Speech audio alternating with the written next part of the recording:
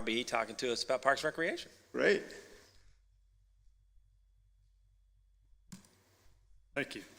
So this takes us now to public comment portion of the meeting, where if anybody would like to come forward to address council, they can do that on any particular item. Seeing none, we'll close the public comment portion of the meeting and go back to item 4 on the agenda, which is background presentations and discussions. First, we have a presentation regarding capital funding strategies for the FY 23 to 2027 capital improvement plan. We have David Rose, Senior Vice President and Manager of Public Finance, and Jimmy Sanderson, Senior Vice President of both from Davenport. Any introduction? Yeah, I think just by way of a short introduction, the council and the staff have been working a long time on what we consider to be a pretty substantial capital improvement program to deal with some significant public infrastructure issues. Chief among them are the police station, which is on the horizon. The RFP for that process should end this week, and so we should have some idea of what costs will be there. And then future projects, because this actually covers 2 different bond issues, would be the library project is the headliner in that one, the second bond issuance. So we've been meeting with Davenport to talk about how the city should proceed in terms of using debt to pay for these projects, and so we're excited to hear what they have to say. All right. Thank you, Drew. This is David Rose. Appreciate the opportunity to be here. My partner, Jimmy Sanderson, is handing out our presentation, and we're going to split the presentation up. Jimmy's going to take the first part of it. I'm going to take the second part. But again, this is meant to be educational. You may or may not want to make any specific decisions today, but hopefully by the end of this, the goal is for you to have a better handle on what we have been doing. I'll steal one little bit of Jimmy's thunder, and that is we were here in front of you looking out on the football and the basket or the track. It was a little over 6 months ago, hard to believe. So we've been working with Barbara and Drew since that time to hopefully be here today. And we said to you at that time we're hoping to be here in and around this time period. So Jimmy's going to start, and I will follow up. So thank you, Mayor, and the council. Welcome. If we're gonna, do we plan to have it up on the screen? Yep. There we go. Good afternoon. Again, Jimmy Sanderson with Davenport. It's good to be in front of you again. You should have a presentation in front of you. If you want to take some notes, we'll go through it on the overhead as well for the benefit of the audience. As David mentioned, again, we're here back in February. We were joking about it before. We're actually here in January of 2020 before the world changed as well. It's talking about the same thing and the health of the city. So we did the comprehensive financial review then, looked at you and compared you to some peers. You're obviously a very highly creditworthy city. It shows that, and you're going to see a little bit at the end what that looks like now as well, and in particular when you layer in some of the new projects that you might have as well. We showed the tax equivalent impact, and that's an analysis that we do, that we translate the future cost of these projects into a penny on your real estate value. Doesn't mean you have to raise real estate to take care of it. It could come from other additional revenues that are with the city, but that's the way that we like to translate it to. But in this presentation, as Drew mentioned, we're going to look at a couple different scenarios to fund some major capital projects that you have. Again, the police station, the library, and we're going to look at that tax impact as well. Again, this is for information. We want to sort of get a sense from you, though, moving forward and how we might take our next steps. Goals and objectives. Obviously, we want to develop a strategy that limits that impact to the city to pay for these projects going forward. You have financial policies. We're going to talk about those. Again, we want to make sure we stay within our financial policies where we can, and obviously maintain those excellent credit ratings that you have. The city is currently rated AAA by S&P and AA1 by Moody's, at the very high end of the rating category. So those are excellent for the city. The benefit of that, obviously, is it allows you to borrow at favorable interest rates. What we want to do here, though, is also look at a plan that's flexible. We've talked about it. We've seen inflation here lately. We've seen interest rates rise. There's talks of a recession, however you may want to define it. So we want to have some flexibility in our plan that allows you as a city to navigate those one way or the other without pigeonholing yourselves into one path. And last, to give you a timetable on next steps. Go to tab 2, we're going to talk about, again, the projects that we're looking at and the timetable in particular.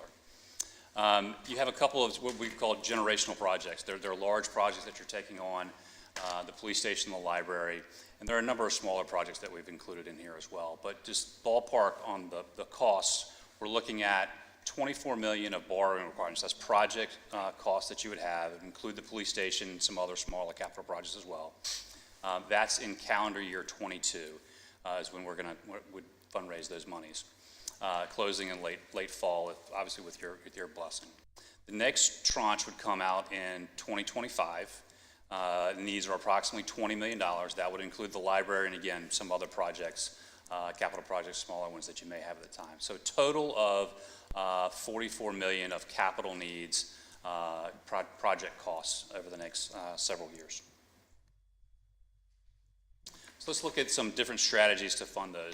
And we talked about your excellent credit ratings, and we've got them here for you again. AA1 for Moody's, one notch off the highest rating that Moody's has, and S&P, you are at the absolute highest rating that they have. What we wanted to compare was the city issuing general obligation bonds on your own or going through some state agencies that we have. In particular, in this case, the Virginia Resources Authority is another opportunity for you. We've gone through that analysis. We've included it in the back of the book, but if there were ever any questions, we've gone through those numbers. It makes more sense for you, given those excellent credit ratings, to borrow on your own. You'll get a lower interest rate overall, and it also allows you a little bit more flexibility. The state program issues debt twice a year, sometimes 3, but right now they're doing 2 times a year, in the spring and the fall. But this would allow you to do it on your own time frame. So the plan of finance, again, we've got those $44 million of capital projects going out a number of years. We've looked at a couple different strategies for you. One, fixed rate bond issue right off the bat, level debt service going forward, or doing some type of interim funding followed by fixed rate financings going forward. So 2 different approaches. We're going to go up strategies 1 and 2, scenarios 1 and 2. But in particular, what we looked at was what's going to be the impact, that tax equivalent impact on the citizens, and trying to find ways to lower that in particular going forward. So scenario 1, you'll see this here. Permanent bond issuance is in the fall of 22 and fall of 25. So the first one is taking care of $24 million of projects. The second one in 25 is taking care of $20 million of projects. Both are level debt service issuances, beginning to repay the debt immediately. Scenario 2 is a little bit of a different tact. Do interim financings to start off for both of those in 22 and 25. So we'll do an interim financing in 22, and then we'll take it out permanently in 2026. So those would be interest only for a number of years, and then can be taken out. Sort of when we talk about flexibility a little bit too, you're not required to wait until 26, for example, to take that debt out. Oftentimes, we'll take them out earlier. If the project's complete, we know what the total costs are going to be. And if interest rates are favorable, sometimes we can react a little bit earlier and take them out sooner. So, but we've assumed here that we take it out in the fall of 2026. Again, the second one in 2025, the interim financing, and then that's taken out permanently in the fall of 2028. So go to the next page, and this is the details of each of those scenarios in the back, but this is sort of the summary of the results. I think that's an important part for you.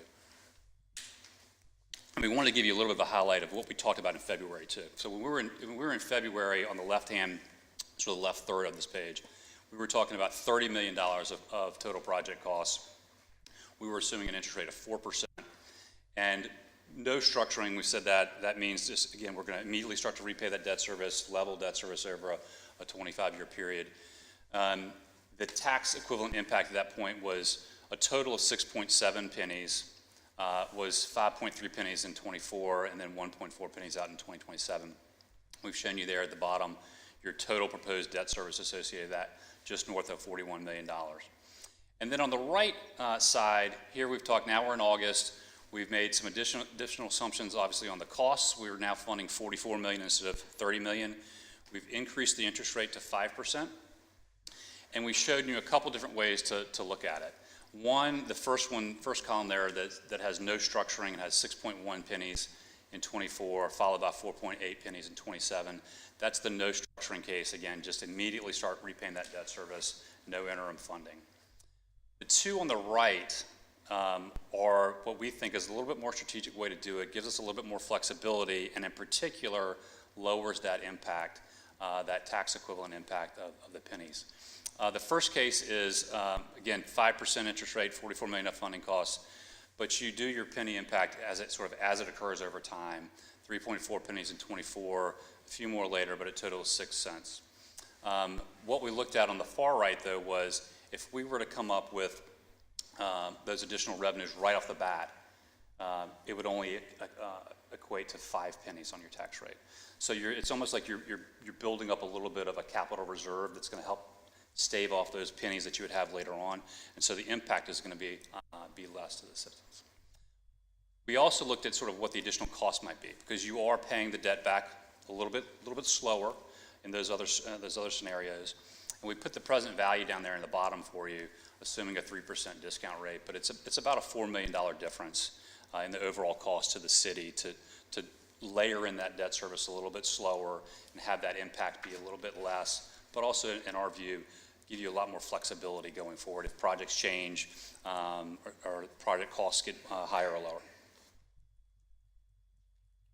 So I think here I'm going to turn it over to David, and we're going to let, in particular now, talk how these might impact your policies and your ratios going forward. Let me stop there maybe and see if there's any questions fundamentally. Everybody has.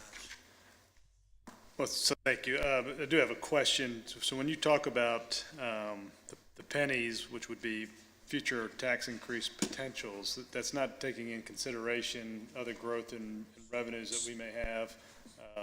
So, Mr. Mayor, exactly right. Yeah. Again, that's the analysis that we use to equate how much money you need. A penny for the city is about $250,000. So you would need for a penny up there additional revenue of $250,000, whether that comes from growth in the city or whether it comes from just additional revenues that you're bringing on. It doesn't have to be an increase in your real estate tax rate, but that's what it equates to. Gotcha. Yep. So I wanted to make that clear that, when we talk about potentially taking on this debt, we're not talking immediately about a future tax increase. Absolutely, that's correct. But just so I'm clear, but we're also, the 5 cent is only related to the debt service, not any other rising costs that we may see based on future economies, correct. just on the debt service. That's correct. Any other questions? I'm going to wait to the end, yeah. Okay, all right. All right, again, Mayor, members of council, appreciate the opportunity to be here again. I think one of the points we also would like to point out here before I go to the next section is when we look at your budget and the results that you've had, both through COVID and finishing this fiscal year 22 that just ended, we believe, and Drew can underscore this, but you effectively already have the equivalent of the 5 pennies available to you if you should move forward. The other advantage is that if you look at the structuring, either one, in reality, we don't really need all 5 pennies immediately because we're really talking about all $44 million. And as Jimmy said, we're only talking about doing roughly half of that, $24 million now, and then waiting several years to do the other, 20 million or thereabouts. So that begs the question, we're raising the money, we're stockpiling it, if you would, and what we're recommending is to do some sort of capital reserve fund that would be segregated for debt service, for capital. So what that effectively will do is further insulate the city that if things do get more costly or if things become, wayward as it relates to recession or inflation, we don't have to go forward with the 20 million as fast as we're programming it, but we've already gotten all of those dollars set aside and it's growing on itself. So from that perspective, the structuring does more than just allow you to take care of all this. It gives you extra cushion.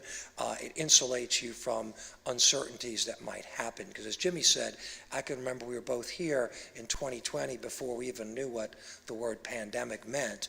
And then sure enough, a few weeks later, it's a full-throated crisis. So with that, just as a background, I just want to make sure. So that $4 million present value that we show really is as bad as it would possibly get.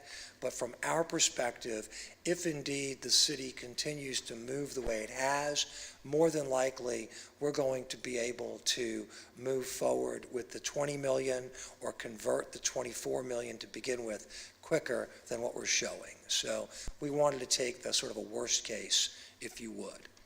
Okay.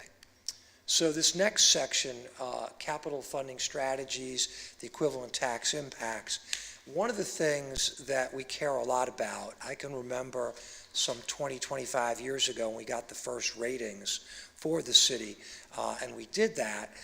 One of the ways we were able to get such good credit ratings and grow into the AAA and the one step below the AAA is that you have adhered to a series of policies. Now, you haven't always been at those policies, but you've always been aspirational. You've always worked towards getting to those policies. And frankly, over time, you've also strengthened those policies. And those are the policies that are there, those 4 different policies. So with that said, I just thought we'd walk you through where you are and where we think you'll be, because one of the recommendations we're going to make is, as Jimmy said earlier, is to go to the rating agencies and to get your ratings reaffirmed. And by doing that, we put ourselves in a position that we continue to borrow at the lowest possible cost. So the first one, and really the most important of all of them, is your cash. This is your available dollars, and it's that unassigned fund balance. You've got a variety of other pots of money that are assigned, but this is really your rainy day monies. These are the monies you have that are not spoken for. And your policy basically is at 35%. And it's high relative to your peers because, again, the nature of the revenues that Williamsburg has by being so tourist-driven is at times can be at risk. So we made that conscious decision. What you'll see is that in 2017 and 2018, you were right there at your policy. Today, you're above your policy. And we believe that by the end of 22, you'll continue to be above your policy, and we want to be in that mode. So on the left-hand side, it just shows you what you look like, that roughly $15 million. And again, it's below some of the AAA cities and AA, and that's simply because you're a smaller local government. So then when you look on the right-hand side, which is really the pertinent side, and that is those dollars relative to your budget, you can see again that you are in an excellent position. You're better than the average AAAs, the average AAs, even the A's. So again, it's why we want to continue to make that such a big strength, and neither of the funding strategies that we're talking about in any way are going to impact this. In fact, instead, with that, hopefully that roughly $1,250,000 put into that special fund, that'll be a special segregated fund. It won't count towards your unassigned, but again, it'll be an extra fund, and in no way is it going to work against this fund. So that's the first thing. Then the second policy you have is your debt to assessed value. And I'd point out a couple things here. Number one is we have looked at this with all 44 million. When we talk to the rating agencies, we're going to show it a little differently. We're just going to show first what we know, which is the 24 million, and then we'll indicate that somewhere down the road, we plan on doing another 20 million if things move according to plan. But that said, nevertheless, even when we add in all 44 million, and we look at scenario one, which is sort of, again, that non-strategic approach, we are still within your policies, and that's important.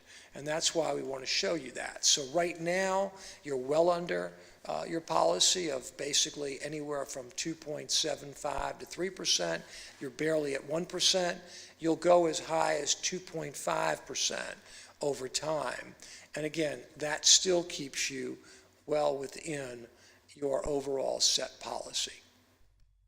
Scenario 2, however, what that does is keep you even lower, and that we like, because lower is better here. So it builds in that cushion. The other thing we did is we assumed, by the way, that assessed values in the subsequent years, 22 and beyond, only grow at an average of 1%. So again, you all know you've grown a whole lot more than 1%. But again, I've also been around you at times when the growth has been negative. We've had that over the last roughly 30 years that we've been together. So again, we want to be cautious and careful, but all this simply does is further keep us very much in a very strong mode. Again, either of these policies are met, and that's what we care most about. So then the third policy, and even one that's probably more important than the one I just mentioned, is the debt service versus expenditures. This is effectively your credit card, if you think about it. How many pennies of a dollar each year are going to debt service? And what you see here, one of the things that we didn't care for in scenario 1 is that we did pop above that 10%, still within the range of your 10 to 12%, but if possible, we would like to have kept it under 10%. Once again, this assumes very, very low growth rates, so in reality, we're probably closer to, if not better, than that 10%. But once again, you can see it's just a little bit higher than we like, and so what happens is, in scenario 2, you'll find that we stay well within our policy. Once again, it's because what we're doing in scenario 2 is slowing down the speed at which we're taking on and paying the debt service. And so from that perspective, one of the things we like about this, and again, this is all 44 million, one of the things we like about this is that if things don't go as well and according to plan, we are not going to need to do that 20 million as fast. And on top of that, we're still building up that $1,250,000 or thereabouts to further help us shave this kind of impact. So we liked where we were here, and we thought scenario 2 made a lot of sense to take care of that. Then the last ratio, if you would, which we're not going to meet under any scenarios, is basically what we call our payout ratio. Right now, we have what's called a 10-year payout ratio. And what that simply says is that after 10 years, we pay off almost 67, 70% of our principal. I like to tell audiences, if you think about it, if you're fortunate enough to own a home, and it's a 30-year mortgage, after 10 years, you basically have paid off about 25% of your principal. You are basically almost 3 times that level. And that's because, in part, you're a perpetual organization and you're always going to have additional needs. But you're really in a very good position. However, we're going to be doing 44 million, or at least we've shown 44 million, and as a result, no matter what we do, whether it's scenario 1 or 2, there's going to be a series of years there that we're going to be under.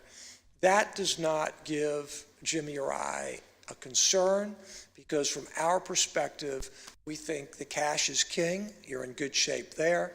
We think our debt service overall to the overall budget is very well within your overall plans, and we like the fact that the approach here is a 2-part approach, not like you're doing all 44 million up front. So when you take those 3 and then coupled with the last point, which is from our perspective, knowing your budgets, we've been working with your staff for, again, the last several months, we know that literally that roughly equivalent of 5 pennies is already baked into the fact that you've had such good growth as a city. And so we like all of those safeguards. So again, scenario 2 in that same mode, ultimately we get back into that level. And then lastly, what I thought I would do, and I'm happy to stop for a minute, Mr. Mayor, members of council, is just talk about a timeline, some next steps, and a strategy. But if I should, maybe I could answer any questions or any comments. I know I've thrown a lot at y'all for the last few minutes. Questions, Mr. Rose? So, one of the questions I had was, with the, I know we're talking about major projects, but with those smaller projects, if we borrow that money and we decide that the cost of those projects are higher than we anticipated, is there a penalty for us to, how does that work to not utilize that money? Is there a cost to the city to borrow that money? That's a great question, Vice Mayor. So here's the beauty of that. What we're going to recommend is that you have to have a public hearing, that way, of course, for any time you borrow new money. But the way it's set up, the public hearing talks about an aggregate of, let's say, the $24 million. It does not specify 10 million for this project, 11 million one for that project. It just has a basket, if you would, of eligible projects. So you have the flexibility. But let's say that of one of those projects, you decide that you're not going to do that project, or the project turns out that it bumps you above the 24. So then what you just simply do is have to have some public hearing subsequently to say, fine, we need an extra $1 million to borrow, or something of that nature. More than likely, what will happen in reality is, because we're talking about an interim strategy, we'll probably be in a mode where you can move around some of the projects. If you add a project that's not on that basket, if you would, then you need a public hearing, and that's very much a commonplace type of thing where you substitute, let's say, one project or add a project. So there's no penalty to that per se, no. And that's why specifically we have not said, okay, of the 24 million, it's 10 and 12 and 2 and 3. We've kept away from that purposely. That's different than the approach for the fire station funding that we did. That was dedicated funding for that cause. And so there was Just for that one, exactly. That was a singular, sole approach, exactly. That's right, that's right. Should projects disappear, we could simply prepay. That's right. Wanted to return the money. Exactly. And frankly, like I said, when you think about it here, that reserve that we're talking about, that equivalent of 5 pennies, we used 5% as an interest rate. Well, right now, although rates are up, they're still considerably below 5%. And the interim funding that we would do is also well below 5%. So we've further built in some cushions with regard to those dollars that we think are there. So any number of safeguards is the way we've been thinking about this. And then let's assume, for example, that you are over a project by, just pick a number, $500,000 or what have you. You're not required, of course, to have to go borrow that money. One of the advantages of the unassigned fund balance being several $1 million or $1 million or $2 over that 35%, you could use perhaps some of that. We're not yet recommending it yet, of course, but that's the type of thing that you kind of look at as you look at the overall budgets and you see how a given year is working. So we've got a lot of flexibility in that. So, and purposely we've done that. Now, I think, David, also just to clarify, when we get to so for the public hearing, we won't be necessarily specific about how much money would go to each project. But when we get to the point of a bond document, we will have some specificity as to what the money will be used for. Yes, absolutely, absolutely, yes. So again, and take it one step further here, as you mentioned, you're getting in, I think you said the bids are coming in. Again, all of this is set up in such a way that we know you have that certain corpus of dollars, one way or another, that you've got to do. But the interim financing, it kind of goes to this page here. What we like to do with council's blessing is to really think about this on a dual track approach.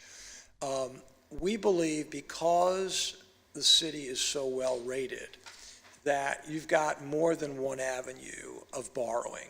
And we don't pretend to know, even though we do this every week with lots of different clients, banks continue to change, the markets continue to change. So our thinking was, in working with staff, with your blessing, what we'd like to do is to go out to the banks, both regional, national, all banks that have shown an interest, and say, we'd like to borrow up to $24 million. And we'd like to know, to what extent are you comfortable giving us some dollars, and at what interest rate and what terms and conditions? Doesn't have to be all or nothing. And we don't really expect it to be all or nothing. But again, we say to them, give us some specified bids. At that point, the beauty of that, and we've done this with you before, is that they will give us absolute known bids, terms and conditions, and then we can evaluate with staff what we want to do with those. We may throw those all out and say, let's go to Plan B, which is a public sale of interim funding, or we may say, let's take some of that and take some other pieces of that. So it's not all one versus the other, but the beauty here is we will be collectively working with staff in a discovery mode, if you would. If we get some bids back and we don't like them, there's no cost to us, the city. We're not required to move forward, and the banks understand that. So from our perspective, we get our cake and eat it too. We get to see what they're willing to do, we get to see their concerns, we get to see their limitations, and then sometimes we might even use two banks, it's possible. So we get to do all of that, and we would come back to you at that September 8th meeting. The hope is, if we can do it, it may get pushed a little bit, but the goal is to try to have something tangible to you by September 8th. If it's not able to do that, fine, it'll move a little bit, because there's no absolutes here. But what we'd like to try to do, though, is to have, if you're willing, that public hearing on the 8th, and then effectively, over the course of the next couple of months, move toward some type of funding for some type of interim dollars, so you can, again, move forward with the police station. So that's, and maybe the other projects, or some of them. So that's really what we're thinking about. Anything else maybe I've, hopefully not confusing too much? No, I think that's good. Thank you, David. So it's a lot of information, and for the non-finance person, it's, trying to absorb it all, but I did want to, so scenario 1 and scenario 2, by looking at the graphs that you put in there for the debt service, essentially, the debt service in scenario 2 is more consistent throughout, rather than high in the beginning and then it's lower. It's a much more easy smoothing than a jolt to the system, if you would. Yes, that's the thinking there. Okay. Although again, we're showing all 44 million for scenario 1. And that also puts in, let's assume, for example, Vice Mayor, that we do that first scenario 2, as we recommend, and we are in such good shape in 3 years, we may go directly then to a permanent financing for that 20 million or whatever that is, and maybe even more or less than 20 million at that point. The beauty is we're not constrained in any way 3 years from now or 2 years from now. That's the point. We're just really trying to get us on a trajectory that gives you cushion. If things, again, hopefully we don't have another pandemic and we're all set. But if something does happen, again, a very bad recession, and and the tourists don't come and things don't look as positive as we expect them to do, then we're flexible. And I think that's really what I care about with Jimmy, is we're not putting you in a position where it's all or none, and you're not building reserves. You're getting all that done right up front here by virtue of what Barbara and Drew have been able to set up with your blessing in terms of the overall way that the city's run. So you're in a position of strength. Thank you. That's all. So is that the end of the presentation? Yes, sir. Okay, so in the interest of full disclosure, what would the Davenport fees be for this project? I really don't know exactly the fees. I haven't looked at it per se, but we've typically been on any of this. Remember, we as financial advisor, we're not the underwriter on this, so it doesn't matter to us. We're really indifferent in terms of this. We know you have 44 million. We know you have 2 fundings, if you would. So from our perspective, it's under any of those scenarios, it's not going to change. I want to make that clear. I think maybe that's my first point. Then typically, though, if we look back on what we've charged the city over the last 30 years, it's probably been, depending on the size of an issue, it's probably been anywhere from in the 1 to 1.5% of the borrowings, and that range is sort of my recollection. And the reason I'm being sort of overall just not exact, because, for example, if we're able to get some of this funding on interim done and not need to do a public sale, in other words, we're able to do the bank idea that we actually prefer, that allows us to avoid some costs. And that's our preference, is to try to avoid some of those costs. So again, it's going to be in that 1 to 2% range. Typically, it's the lower end, but that's how I would say it for you now. And that's, we've always been in that mode. Could you characterize the underwriting costs for the three scenarios, the bank? So the This is underwritings for VRA. banks, we never know what they are. I won't say we don't care. It's just the interest rate they give us. So we never see, what they do in terms, no different than, let's say if you go out and get a mortgage, banks here, when they do that, they rarely, if ever, say, we're going to have a point. They don't do like that. They just say, here's the interest rate for your money, and then we basically look at the overall debt service. And then what Jimmy and I will do is compare that to how does that look versus a public sale for you. And as we said, whatever makes more sense for you is what we're going to recommend.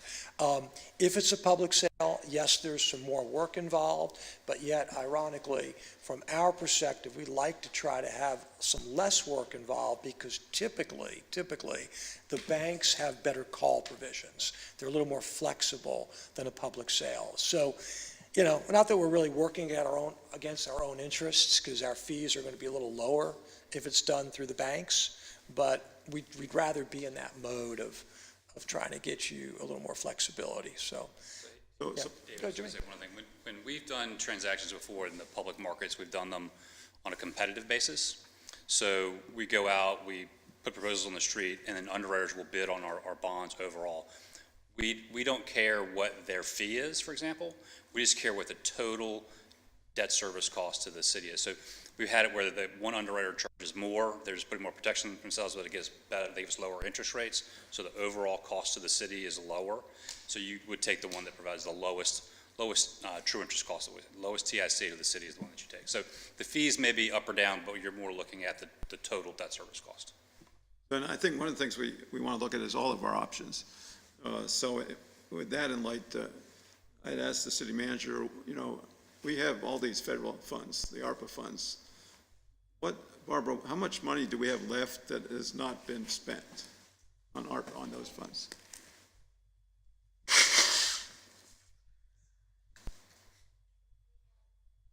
About 16,200,000 that's not been spent or set up as a stabilization.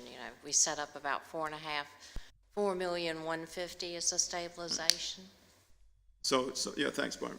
So thinking, the people that are watching from home, if they're trying to make this compared to what they faced, if, let's say, we've got the police, and I think we all agree that our priority right now is the police station.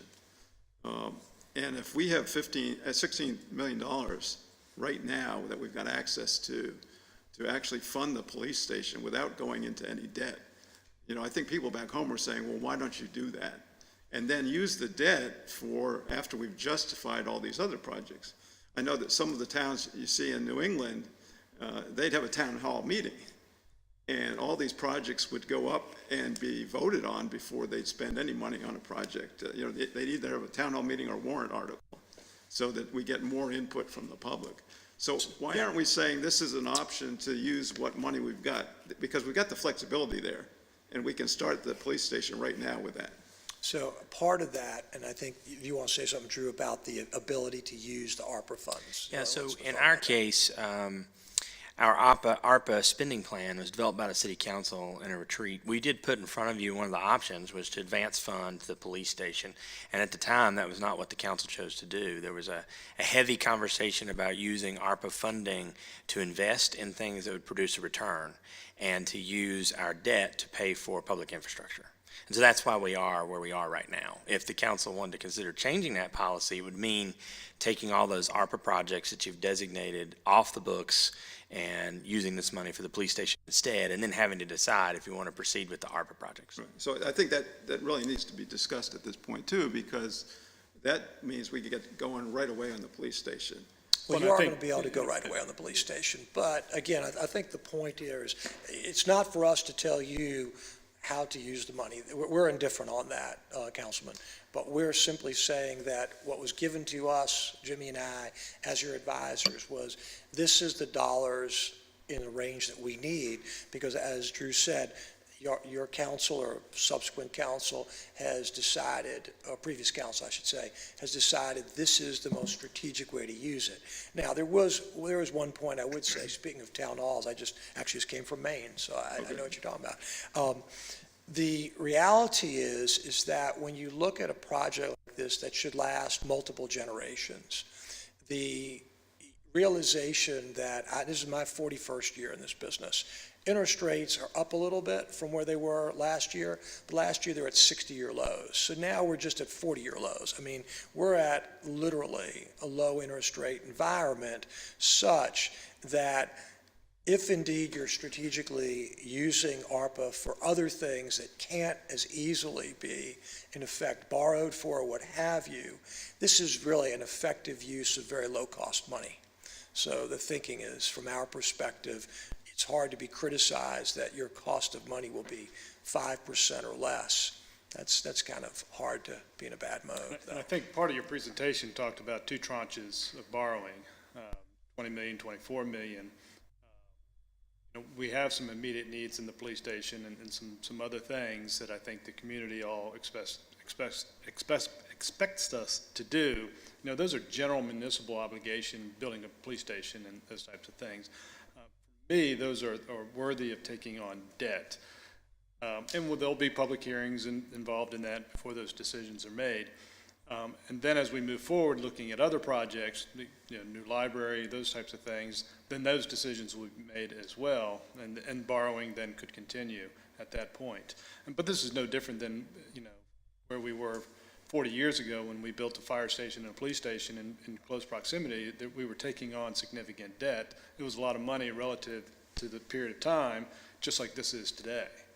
Right. And what we care about, again, you've got some guardrails, and those guardrails are the rating agencies, not that they're perfect, but you also have the guardrails of your ratios, your policies. And, when you're overall, again, think about if your own personal finances, if your credit card is well under your policy with all of that 44 million, that gives me comfort to know that, again, you've got a cushion built in there, because there may be some other needs that none of us are even aware of right now that may crop up over the next 5 years. So from that perspective, that's what I care about for you, is that we're not in any way putting ourselves in danger. But again, we're not here to tell you where to use certain dollars, but it is definitely from a prudency standpoint, no one could disagree that.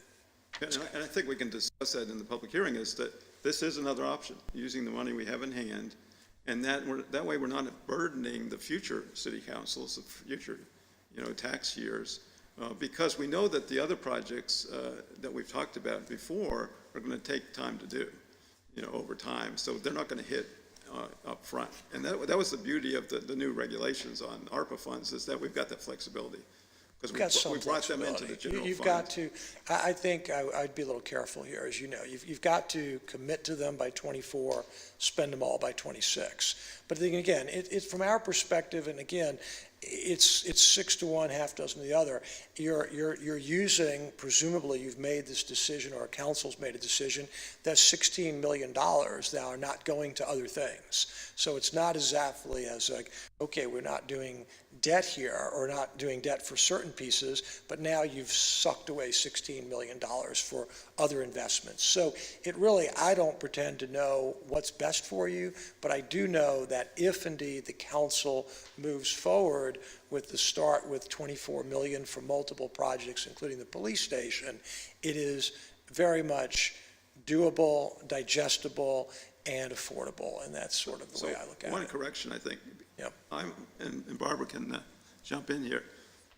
We had sort of pivoted, and our ARPA funds were justified by lost revenue, which gives us ultimate flexibility. So we can actually meet those deadlines right now, regardless of what we're using them for. But another point was, I think, and this is a good precedent, I think, in terms of when we look at project costs, relating them to the real estate rate. Because I think people can actually use that to judge, really, do we want to spend that money? So, for example, earlier this calendar year, there was a proposal for a new parking system, $1.2 million. So, using your numbers, then we could be saying, do we really want 5 cents a real estate tax to pay for a new parking system? And if not, what can we use that money for? Can we use that for, maintaining our competition in terms of salaries and wages, and maybe other public safety needs? So I really like that, the precedent that you're setting here, that we can actually review all the projects in that context. And Ted, I think, or Mr. Maslin, I think that's a conversation council will have. It's not a conversation to have with Davenport. No, I'm just pointing it out. They're just making a presentation. I think when projects come along, that's when council will have the opportunity to talk about the merits and how to pay for certain things. But just to follow up on something Mr. Rose had said, I think the ARPA funds, if we use the ARPA funds on things that we can borrow for, then we lose the opportunity to do some generational changes, which I think was in making investments in projects, and that was a goal of this council, is to use those money. For example, Chesapeake just spent $33 million on Wi-Fi infrastructure, which is probably not something that they could borrow money for, but they used their ARPA funds. Maybe they could borrow, I don't know. But it's less likely that something like that would happen. And, Mr. Trivette, with the ARPA funds, what council decided, a lot of that money was dedicated to projects that's just going to be seed money or requires partnerships, which that's not something that in my mind, that we would want to take on debt service when we're going to have partners in these projects, or it may just be seed money. That was the intent, yes, and that followed months of public process to determine how you wanted to invest the funding.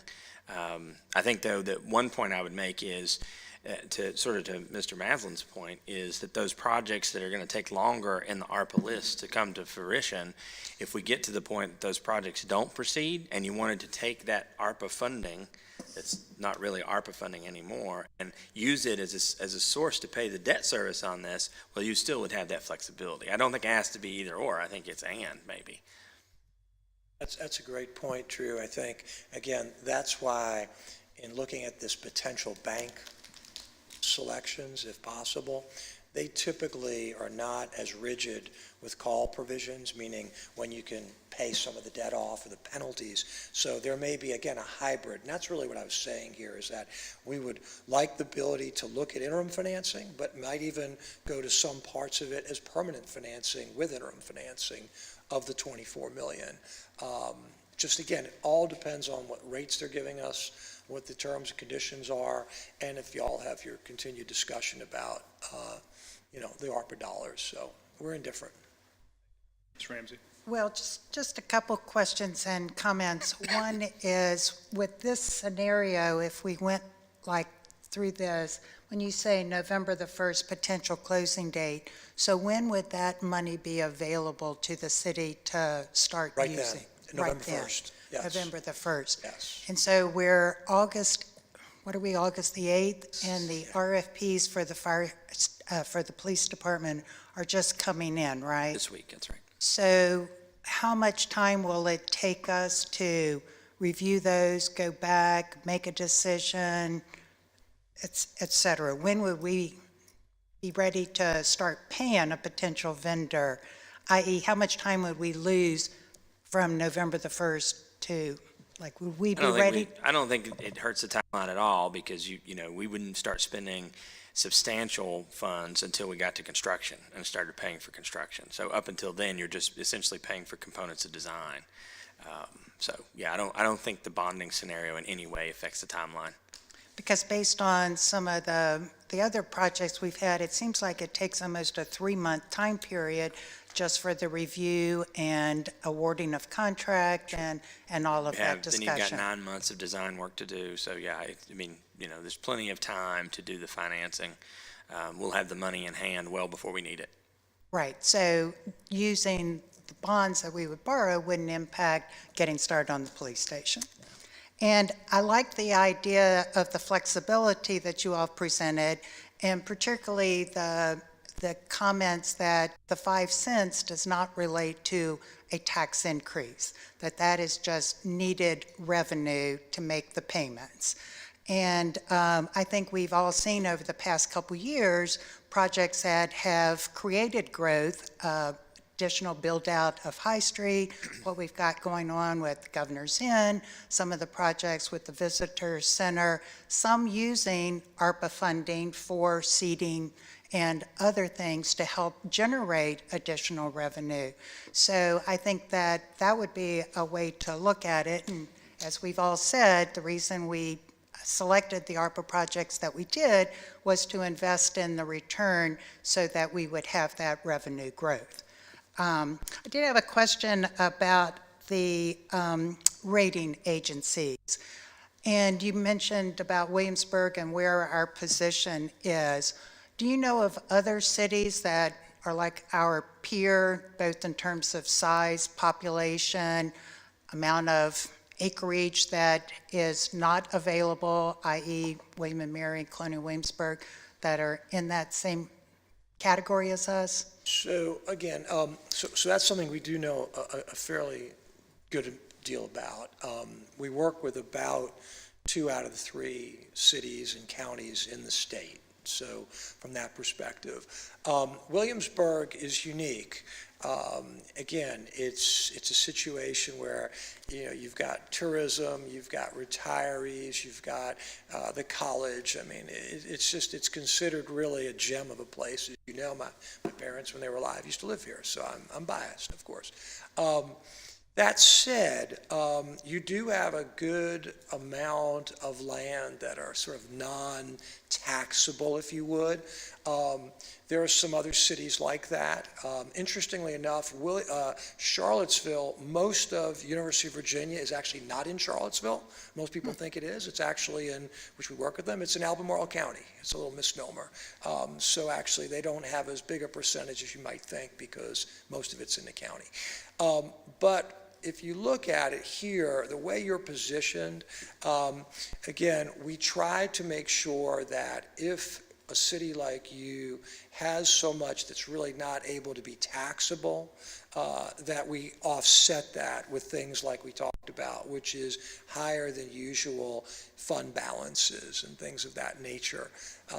So I'm not sure I'm really answering your question, but we do see a lot. I mean, in Virginia at least, the highest city that has its land that's not taxable is Portsmouth, which we do work with. Yes, that's the highest of the whole state. Literally half of the city in Portsmouth is not taxable. Because of the Navy, I assume. Navy, the VA, and The some other port, right. things. The port. Yeah. We do have in here. One of the things we did. We got some stuff in the Yeah, we did appendix. here. I as can I go said. to the back. Go back, Jimmy. Give me a clicker. Good. Give him We did look at it, and we showed you all this in the past, in particular, because it goes to really what are the taxable values within the city, and showing these are 22 tax rates, so your tax rate's even lower than this now at 62 cents. You're one of the lowest ones in the region. These are both cities and counties. And we looked at it both on a statewide level for just cities as well.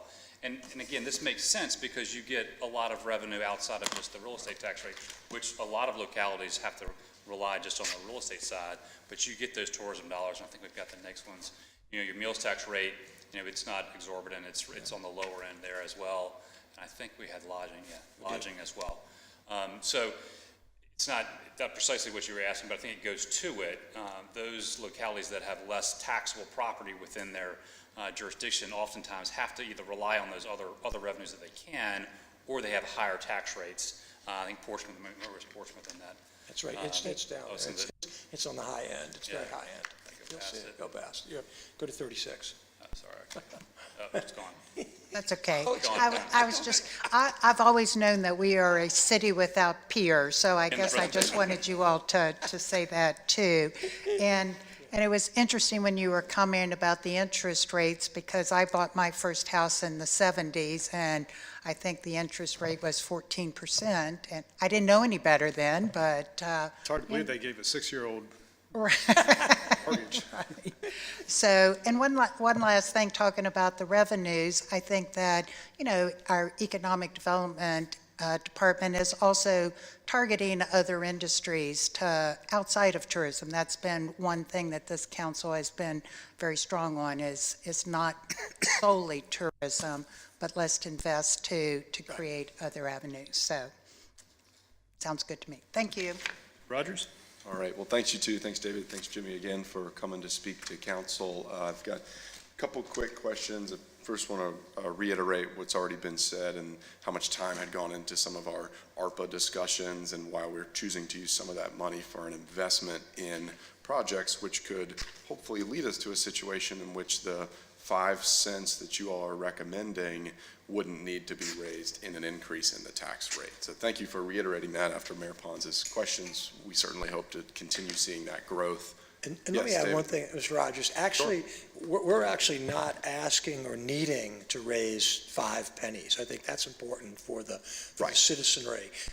Really, your budget structure right now already has the equivalent of that 5 pennies in it. I think that's an important takeaway. That's one of the things that we like. Mm-hmm. So short of something dramatic happening that I don't see, that equivalent of 5 pennies is already baked into your structure. Right. So we're asking that you just continue to move forward in that type of a mode so that $1,250,000 thereabouts can continue to go to that, again, that reserve that we're talking about. I don't know if you want to add anything to that, Drew. It's your, No, I think that's right. We are anticipating growth to be equivalent to what we would need. Every year when we sit down to work on the budget, what we do is we set priorities for ourselves, and that's the target as we build the budget.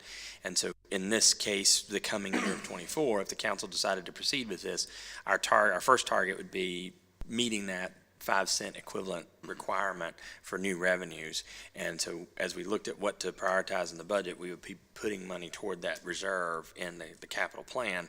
I think one of the points that's important to make is because this plan includes 2 different tranches of borrowing, if we don't hit a full 5 cents like has been forecasted here in the first year, 24, really it doesn't impact the borrowing strategy because we can make up that difference in future years before we do that second borrow.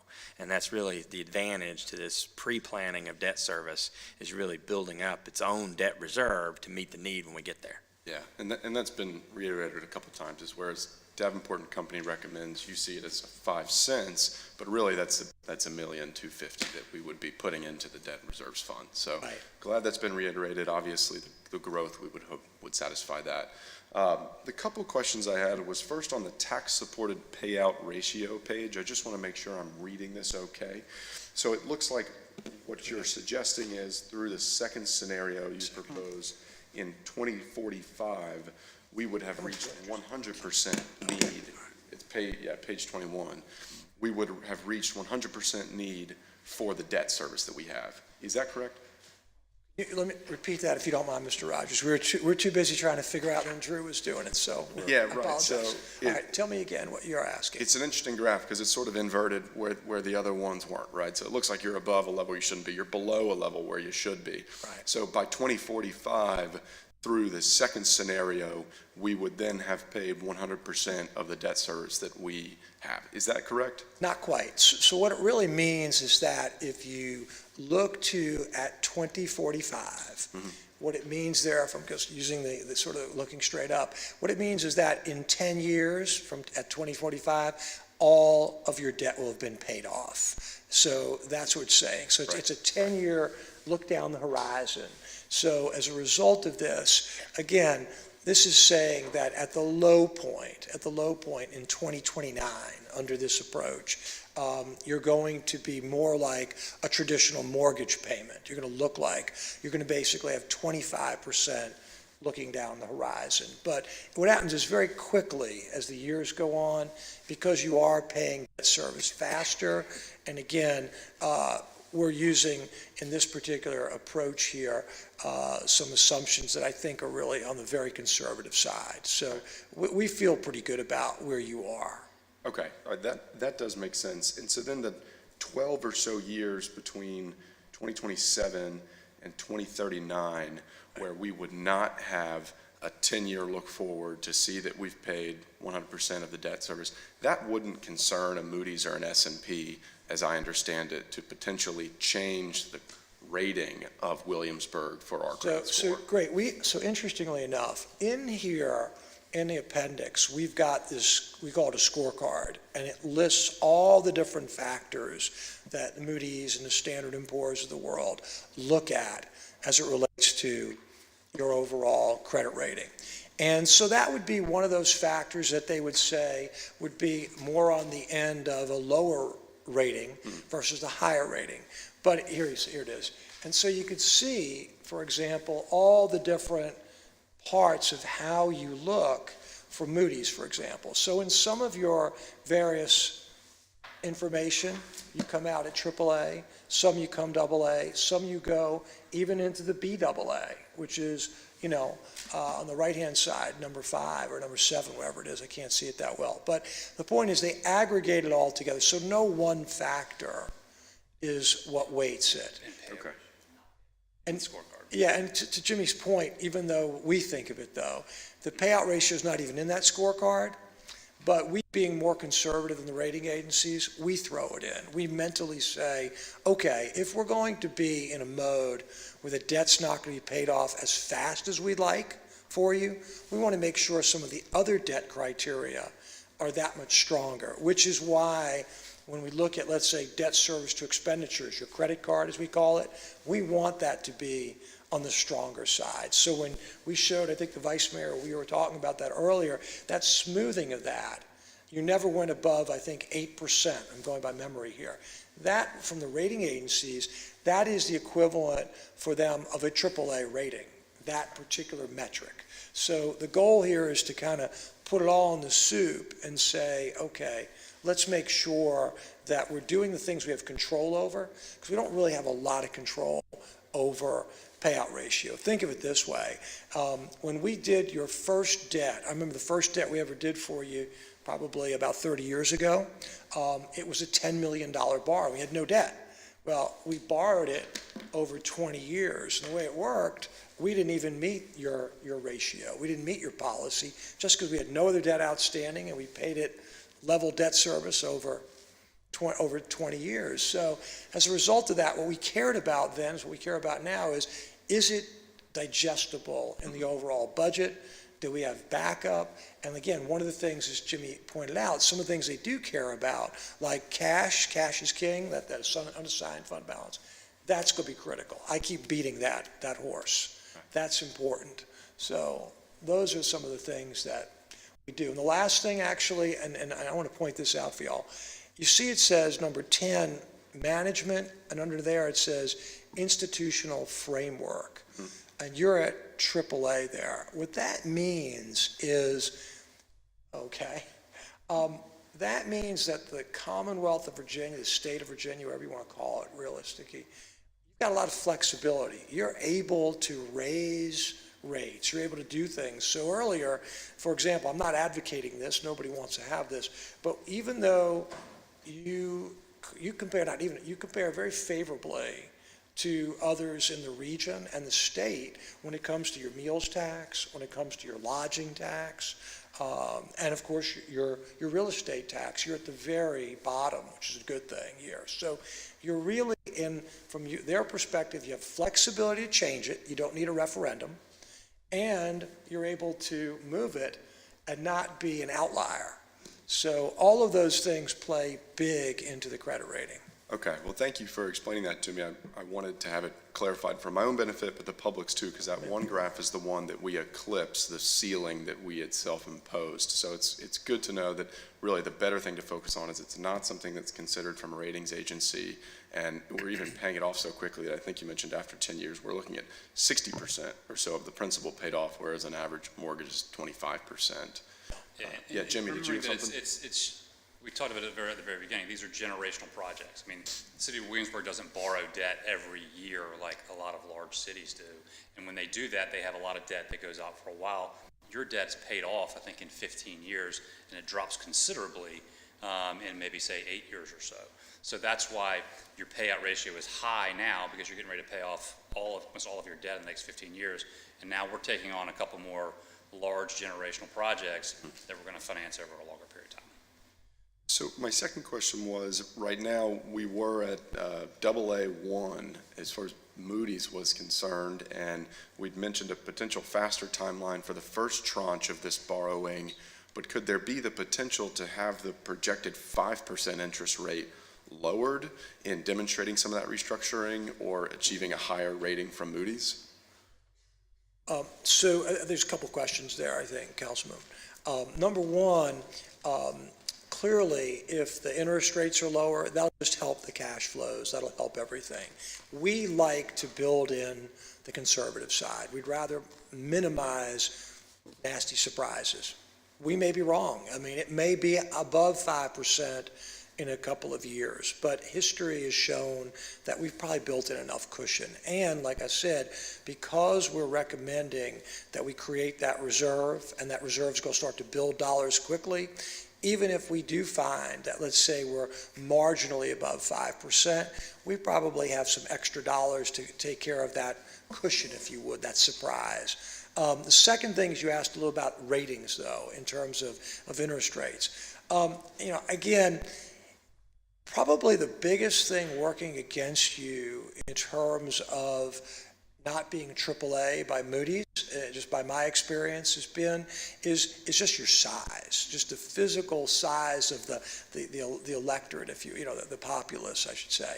I remember when we years ago were trying to get James City County to AAA, and the hardest thing was that just the population didn't quite get there fast enough. And then now we are there. I mean, we are now at AAA for the rating agencies, but it just took a while. And they just said, well, it's just not that big a population, yet we still enjoyed very good ratings. So I think I don't want to get too focused in on the ratings, other than to say, as I said earlier, it's a proxy for, are you keeping within the white lines, if you would, on the road? And the answer is yes. So, being in that strong AA, even AAA, which can't get any better, it says that you are, relative to not only your neighbors, but relative to the whole country, you're in really good shape.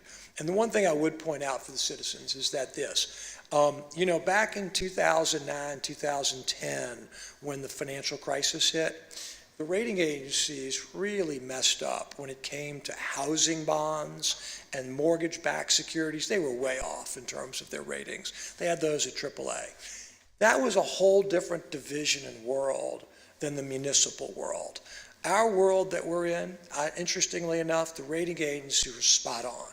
They really called early places that had underfunded pensions, places like Harrisburg, Pennsylvania, and Illinois, and New Jersey, and they've been very much correct. So here we are, fast forward a dozen years, and the rating agencies are more relevant to municipals than ever before. So I want to make that clear. So at least from our perspective, they're not always right, but we feel like they're a good indicator, and you are in very good shape. So they're indicating to us something we already know, and that is that you look good, you've got good policies, you by and large have been meeting, if not exceeding them, and just by virtue of us having this discussion, talking about it back, as Jimmy said, in 2020, then talking about it 6 months ago over at the college, there's no surprises here. You've talked about ARPA dollars. You've talked about how best to use them. So I think we're really in a mode where we're just right in a fine-tuning mode at this point. I'd like to think we are. Okay, all right. Thank you for that clarification and answers. Those are all the questions I have. Any other questions? Well, thank you, Mr. Rose, Mr. Sanderson. I'd like to see us move forward with some of the work, moving on to the next step, have you and the staff prepare some rating materials with the agencies and see what we can get from that. Okay. All right, thank you. Appreciate it. If council's general agreement. Yes. All right. Thank you, Mayor. Thank you. Okay, takes us now to item B, presentation concerning the review of proposing wayfinding design and implementation plans. Let's see who's got that, but I see Michelle coming up. I knew that. Doug, would you pass the water? Thank you, Mr. Mayor and members of council. Delighted today to show you our draft wayfinding plan. We've been working on this for quite a while, pre-COVID, but we have pushed through COVID, and I want to remind y'all how we got here. So a wayfinding plan was part of your GIOs that you set for us to work on, and what it is it's a system that helps visitors and residents navigate the area. So starting from pulling up our website and where do you find parking maps, to actually driving here, seeing signs of where to park, and then when you get out of your car, where to walk and find our amenities. So all of this is to increase economic activity in the city. So this project was funded in January 2020 with Tourism Development Fund money. It was a competitive grant that you issued that way. So there's $250,000 allocated to this project. So the first step was to do a public procurement process and hire a nationally recognized design firm, which we did. We hired MERJE. We went through that public procurement process, and that was in the fall of 2020. And then they kicked off the public input and stakeholders discussions in the winter of 2021 and held a dozen stakeholder meetings with all of our stakeholders: Planning Commission, EDA, Board of Zoning Appeals, Architectural Review Board, businesses, citizens, the Tourism Council, Chamber of Commerce, our big institutional partners, Colonial Williamsburg and William & Mary, and just members. I think I covered everyone in that. I had citizens and businesses. So. And then we actually did a public survey. So once they collected data from those groups, they produced three designs, did a public survey, and it was overwhelmingly, the choice was design number 2. So we then held a public input meeting on Zoom. At that time, we were not meeting in person, and just confirmed that number 2 everyone was very pleased with it. All those stakeholder groups liked it. So then MERJE went back to the drafting table and drafted the plan and the design. You'll notice as Glenn goes through the presentation, he shows the phases at the end. One of the phases that is still under development is the Gateway project. So you'll hear more about that as we move into our public input session for our goals and initiatives and outcomes for the next 2 years. But with no further ado, Glenn Swantak is going to present the beautiful wayfinding system and the timeline and the cost of moving forward. Thanks, Glenn. Welcome, sir. Hi. Thank you, Mayor and Council. I'm going to try and work this thing. Oh, that works. Great. My name is Glenn Swantak. I'm design principal with MERJE. We're an environmental graphic design firm, and we specialize in urban wayfinding programs. And like Michelle said, we've been working on this for a year or so. COVID kind of put a pause on some things, but we're at the point now where we're presenting design development options for you. We've done all of the programming of the signs, where they're located and what they say, and we've developed some working budgets for what they will be. What's the other? Oh, there we go. Like Michelle said, we had 152 responses, 589 comments when we did our digital survey. Option 2 was the basis for design. The pros of that design were it was a traditional shape, it's not too ornate, clean. We incorporated the Williamsburg green, which you're already using successfully in your signage, especially the regulatory signs that are out there currently. Implement a blue parking P, info I with international pictograms that will stand out better in the environment. You've got a lot of greenery, so we want to have that icon that stands out when you're driving a car or when you're walking, that you're able to pick that up. People like natural materials, brick bases on kiosks, and we'll show you some of that. And there was a silhouette idea in the design as well, from option 1. So option 2 is the basis of design, but incorporating that from option 1, that silhouette design. This is just sort of a theme board of what the design could, what that option was. And it's really based on the brand and some of the citywide architectural styles and some of, like we said, the green and some of these street signs that you currently have out there now. So we really like that, and we use that as an inspiration. So it's really an extension of what you have currently out there now and an extension of your brand. This was the silhouette cutout. So bringing that into the option 2 design, and we're still working through different silhouettes for this, but you'll see how that's done with the pedestrian signs and how that's used as an icon. So whenever you would see that, you would recognize that it's pedestrian information. So with the pedestrian signs, this is the design menu. You can see some similarities to some of the street signs that are out there, the curved shape along the top, but bringing in that silhouette of a person walking, and that's almost used as an icon or a pictogram for Colonial Williamsburg in a Colonial Williamsburg style that would point out that that's a pedestrian sign. So these are directing to pedestrian destinations.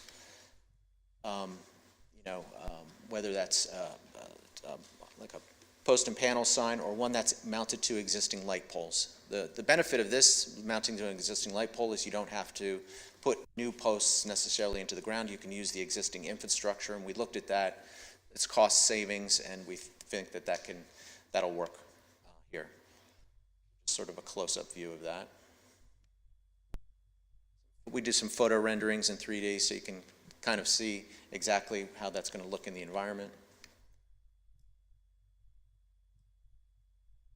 You currently have signage out there now. You have maps, you have pedestrian information, you have a parking system. So really all we're doing is sort of refreshing that, bringing it, making it all a little bit more consistent, letting people know that everything is within a 5-minute stroll. I think that's really important here, that people have a sense of distance and how far things are.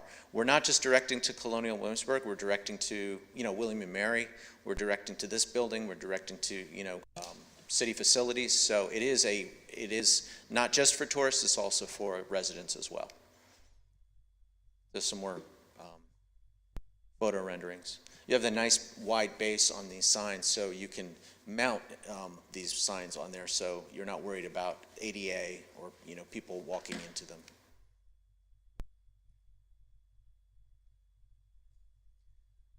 We're also working on a mapping, an orientation map to update the maps that are out there currently.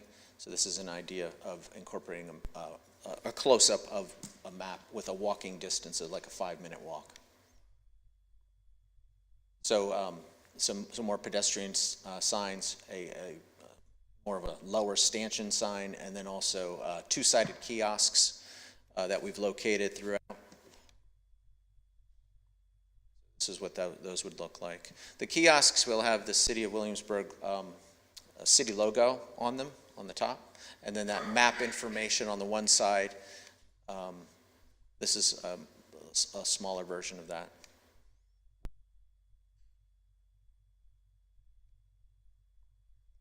One thing we're looking at on the opposite side of these, or potentially on a few of these kiosks, is using digital technology and e-paper. A lot of times, people think of digital technology as being, colorful monitors and things like that. But with e-paper, we can make it look more, Williamsburg.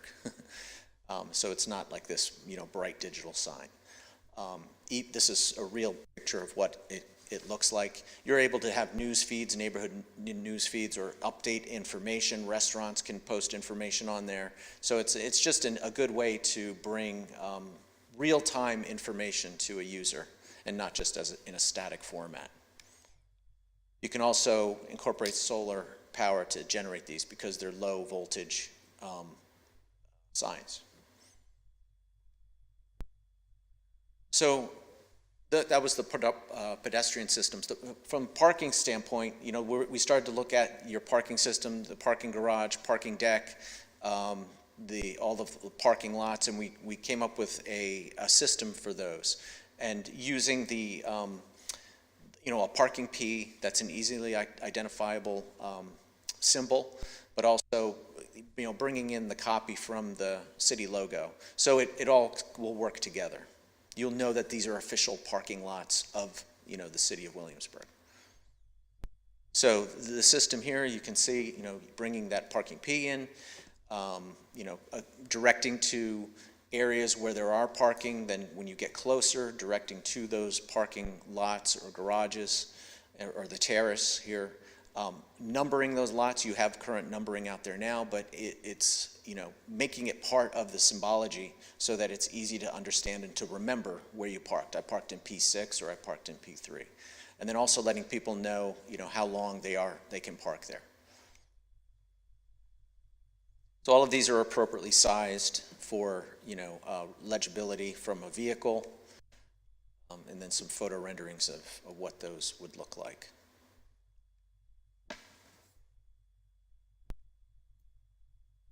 They can be double-sided as well, and we want to make sure that they're scaled appropriately for the environment.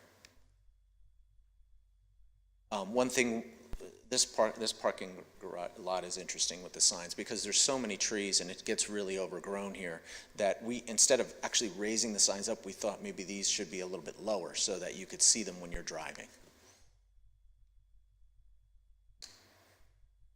It's really just a consistent system for parking.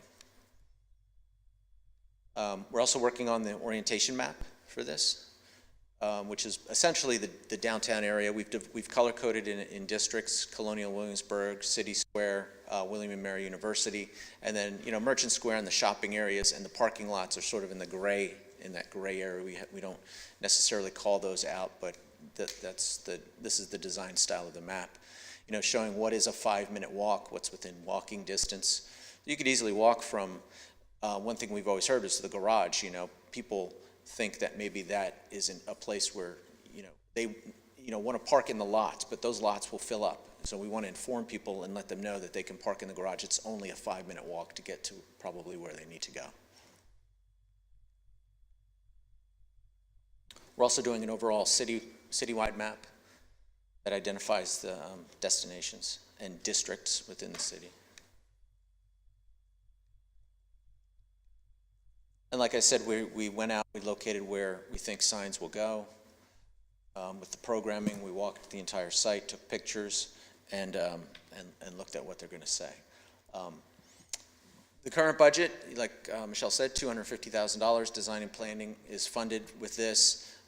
Documentation and construction admin, that's one of the next steps. We're currently, this is the design development. If we're okay with with the design here, we will move into that documentation phase. The phase 1 rollout is funded. It would cover all of the pedestrian directional signs, information kiosks, the static versions of it, and then these are budgets for the additional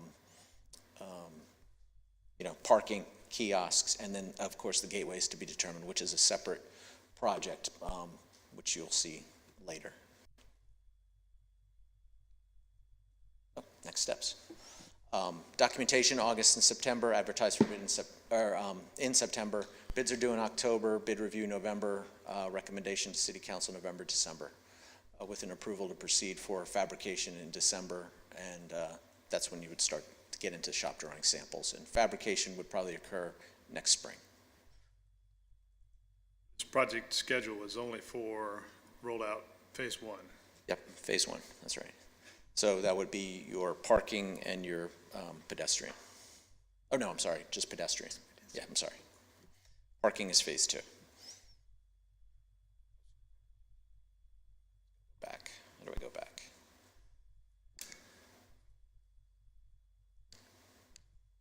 There we go. Oh, good. Well, thank you for the presentation.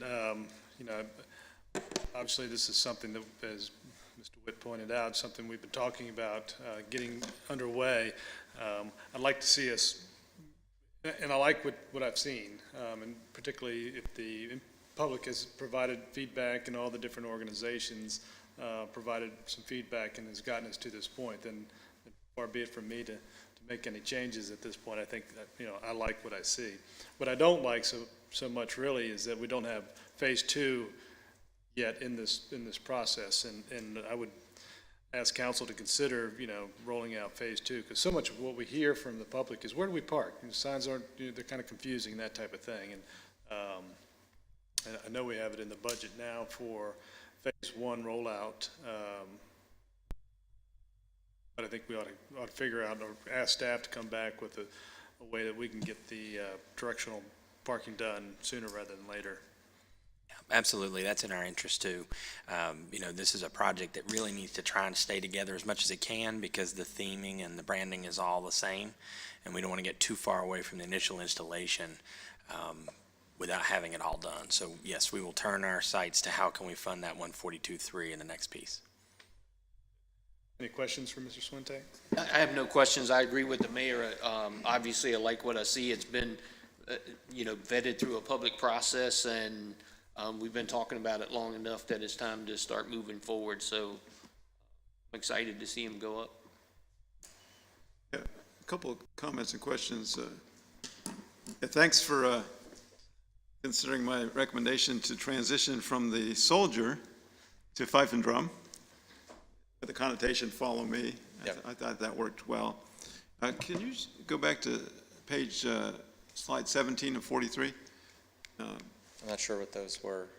That's the Merchant Square sign there. Did I pass them? One where we see Merchant Square and The map.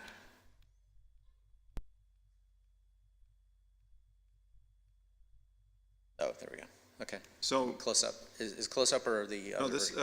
this is page 17. It's where you show this type of map, and then you've got the alternate one on 18, which is sloped. Okay. Earlier, I think. This one here? Oh, okay. Yep, right. Slanted. Can you look at I 17? think it's the next slide.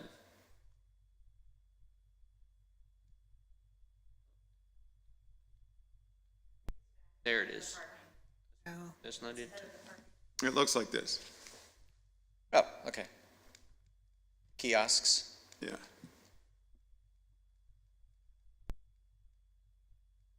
There we go. Yep. So one of the things on that, just so that we're inclusive in terms of all of our customers, looking at that sign versus the next one, some of the people that, from a eyesight with bifocals and progressive, that first sign may be difficult for them actually seeing the writing down there, whereas this one where you have it to the side is a lot easier. Gotcha. On that. So just being aware of that. And then if you could go to 35, which is back where you were before the blow up of the site map there. So this one, can you back up just a little so we can see William and Mary? There you go. So a couple of things on this. I think we need to talk to William and Mary, because I have not heard them officially rebrand them as William and Mary University.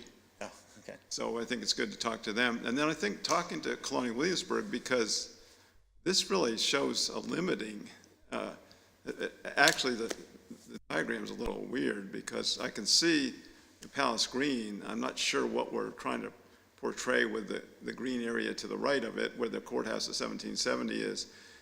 And then, so it's almost like it's showing that that's all there is to Colonial Williamsburg. And then also, just as importantly, on this map, we should be highlighting the museums And because that's where we've got great parking, we've got, it's one of our best areas to get tickets. It's got, you know, the cafe there, you don't need a ticket to go to. So I think that would be really important to be a little, you know, talk to CW and let's get their input as to what they'd like to see there. Yeah. We do call out the museums as location 10. One of the, at this point with this map, the drawing of the architecture, we wanted to do 4 or 5 buildings as part on this map. So this was sort of showing the graphic style of what we were going for.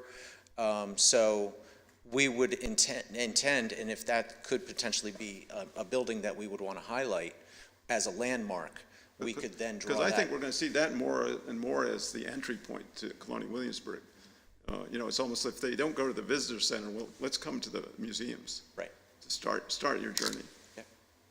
Okay. So thanks. you would see maybe, you know, 4 or 5 more historic looking buildings on here that are the landmarks, almost the you know, like the larger tenants in a mall, basically. But they are the touch points, anchor points. the anchor points. Yeah, exactly. because CW is more than the Governor's Palace. Yes. Yes. Okay, thank you. Thank you for the presentation. I agree with the mayor and vice mayor that we've been talking about this long enough, sort of time to put our money where our mouth has been. And, but I would agree with Mr. Maslin that particularly as Colonial Williamsburg works to build the archaeological new building, I think that they're targeting that as one of their key buildings. So it would be important to show it on there. I'm not exactly sure how you would, but, and also William and Mary, as he pointed out, just to get their input, probably William and Mary is sufficient. So, thank you. Thank you, Glenn, for coming and speaking with us. I'm looking for one picture I wanted to bring up, but it's around a question I have on the plan to update some of the current wayfinding signage, because there was a rendering in which the sign that you all are proposing was right in front of one that says William Mary Law School this way, Colonial Williamsburg this way. So will those remain, or will they be in tandem? Yeah, they're in tandem. That's a different system that everyone, that. Slide 13, I just found it. While you're looking, I'm happy to answer that. Councilmember Rogers, this was one of the hurdles to, that we talked to MERJE about, is that we already have this regional 2007 wayfinding system, which you see in the background here, which covers the interstate and is a multi-jurisdictional, multi-agency process, and we didn't want to lose that. So we asked MERJE to respect that, but then build in what we were looking for around it in a way to complement it. So those will remain. Okay, so those would remain. Okay, I see. You can sort of tell on that one how maybe the blue one in the background is more suited for cars, but I'm sure MERJE and you all being the experts would be mindful of not having wayfinding so close together that say that practically the same thing. Right, the pedestrian signs are scaled so that somebody in a car cannot read them, really. You know, that somebody doesn't want to stop and try and read them. Yeah, the existing signs that are out there currently, I think it's part of, did an initial look at them from a messaging standpoint. We're not changing the design because, like Michelle said, it's a regional program. You can't, because if your visitor center is moving, right, all of those signs will probably have to be updated at some point. So we'll have to look at what happens there, and then how do those then get updated? Because there's a lot of signs out there that direct to the visitor center. I have a similar question. Michelle, did you have another point? You didn't have another point. I couldn't tell if you had raised your hand or not. Well, on the update, one of the things we've talked about and was formally mentioned is a parking plan. It may shift around the cost of certain parking, or if garage, let's say, is 1 hour free, or if it goes to 2 hours, 1.5. So how would you all work if we were to shift that? Is that just another slap on another coat of paint, or a sticker that can go on top? Yeah, it would be, let's see which way it was, parking's further up here. We designed it in a way that the parking information is on a separate band. Okay. So that portion can be updated from, you can see it there, like first hour free. If that ever changed, then that can be taken off and replaced, or another band can go over that portion of it. Yep. Well, thank you for all the work that MERJE is putting into this. The last more major piece of feedback I had was around the wayfinding map and then the idea of e-paper as well. So for people in our downtown area, I think more likely than not, they're either a visiting family for William and Mary, or they're coming to see the city of Williamsburg, or their core interest is CW. Now, obviously, there's a lot of bleed over there, but they may have, if they're already going by the visitor center of CW, a map for CW. Same thing if they just finished a William and Mary tour. So I want to be mindful of how we can incorporate more that is city of Williamsburg centric. And one thing that I think could lead us towards that is on the e-paper idea. I thought it was really neat how I think that was either Boston or Brooklyn, there was a newspaper thread. Well, one that could exist in Williamsburg is some wayfinding to help us find local businesses and then maybe churches too in the area, so that people who just come to see Williamsburg or have finished their time at another major institution can get to know where is Aroma's or where is Barrett's, because they already may know where the Wren building is on William Mary's campus, but we want to make sure that our wayfinding that we're providing and building will also direct them to city assets. So I'd ask that that be incorporated into the editable signs of the e-paper. Yeah, no, and that's really the intent of that e-paper. It's really for community, it's for the community, and not just for visitors who are coming here looking for a restaurant, but it's also could post community events, things that are happening within the community. Because we're really trying to limit we're not directing on those pedestrian signs to businesses, right? So this gives that businesses and merchants an opportunity and a place that they could potentially, advertise, or then the city can then also advertise for, upcoming events or things that are happening around the city, the library, things like that. All right, thank you. Those are all my questions. Well, just a follow-up question. Michelle, will there be an opportunity, before we hit control print on these signs and put them in place, will there be a review of those signs, or are we handing it over to MERJE now? Absolutely, there'll be another review as the portion Glenn talked about, getting the documents ready to bid the project out. There will be eagle eyes on this by William and Mary, Colonial Williamsburg, and in Williamsburg, in the city as well. Okay. But I think that answers a lot of the questions that we have up here, so that's good. But just follow up with a question on the e-paper. How dynamic can it get, or have you seen in other locations? So would it be able to, if we're looking for a restaurant, would it be able to tell them which ones are actually open that day? With wayfinding, we rely a lot on not just signs, and also, I think I'm going the wrong way. But with people use their phones to get around sometimes, things like that. So it works. This is in Boston, the one that's on the screen now. But it could. It's really limitless of what you can do. It could show updates. It can show restaurants. It can have hours when restaurants are open. Things like that. Yeah. I think one thing that's helpful, sort of answers that question, is if you look right under restaurants, it says last updated. Yeah. So the person standing there looking at it knows how current that information is. Yeah, but we know how dynamic that's been, especially during holidays when it may be closed because there's no staffing. The schedule says it should be open. Yeah, right. Really, when you start to talk about digital kiosks, it's really, who updates it, and how does that information get there? There are companies that do that, and that's all they do. There are also, cities who can, manage that.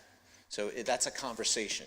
We can provide you with the tool, but then, who updates it, and how does that work? And that's probably something we're going to have to discuss a little further as we get further down the road. But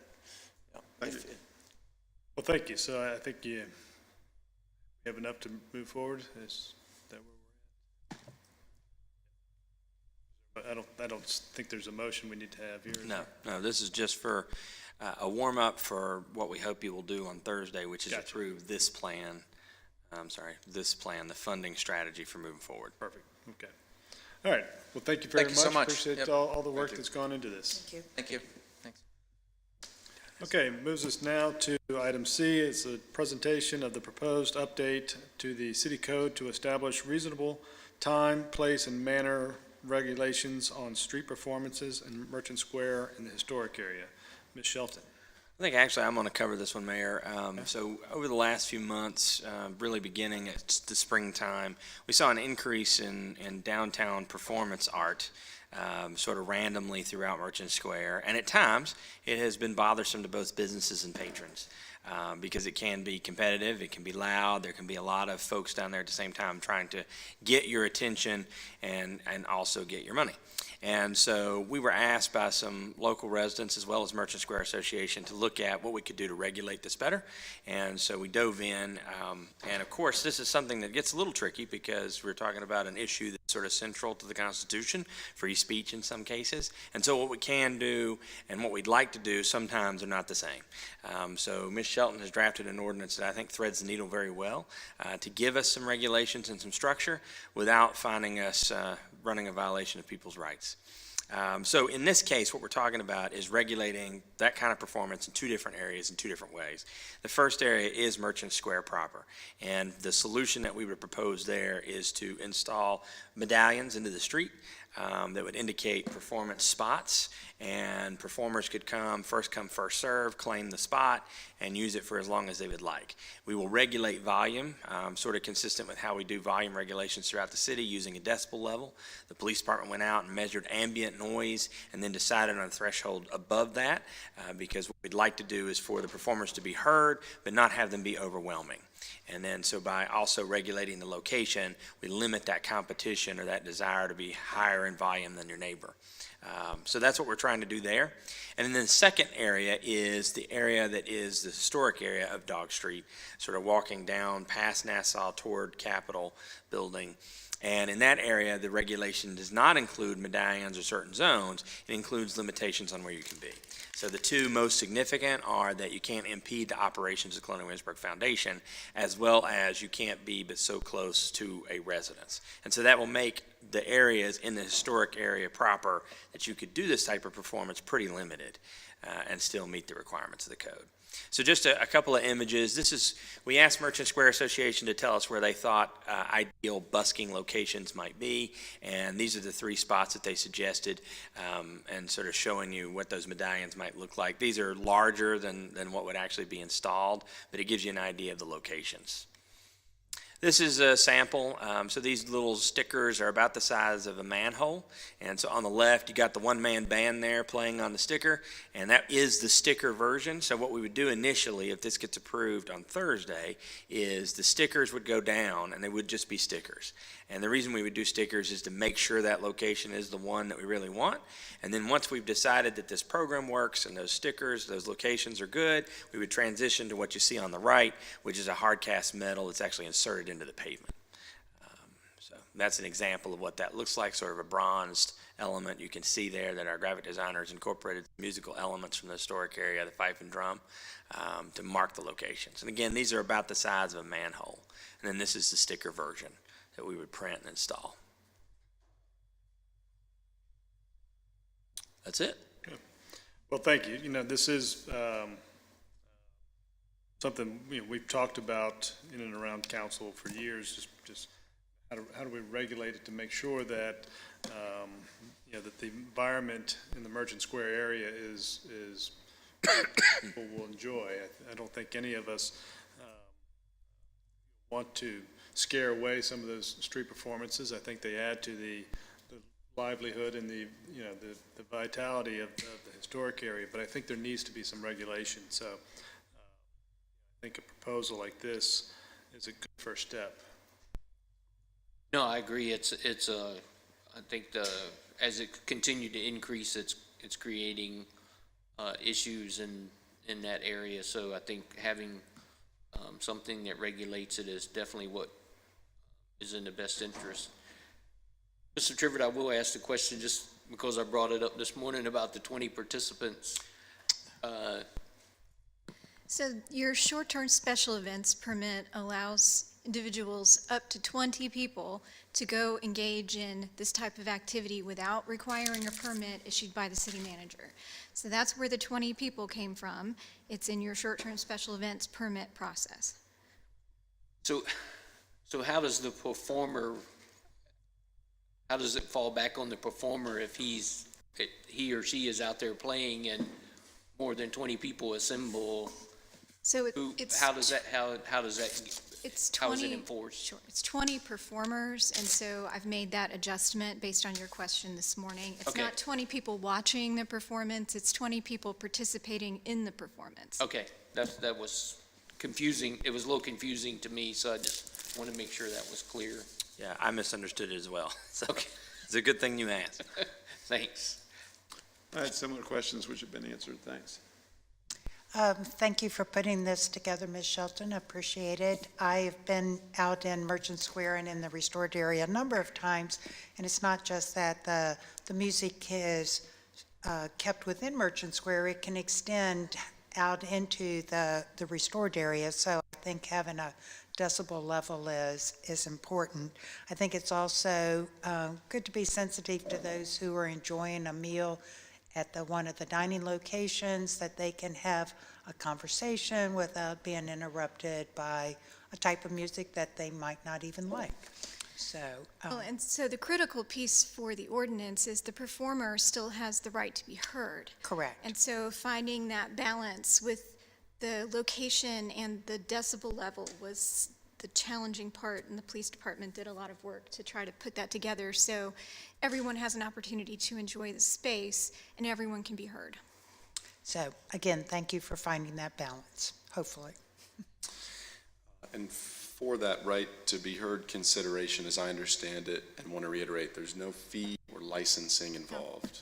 This is a first come, first serve, just like people do now, but we're trying to regulate the time, place, and manner. So there's time during the day, there's a volume level, with or without amplification, and the location needs to be not immediately next to a table where someone's eating, but at the same time, the individuals sitting at the table still need to be able to hear the person who's performing.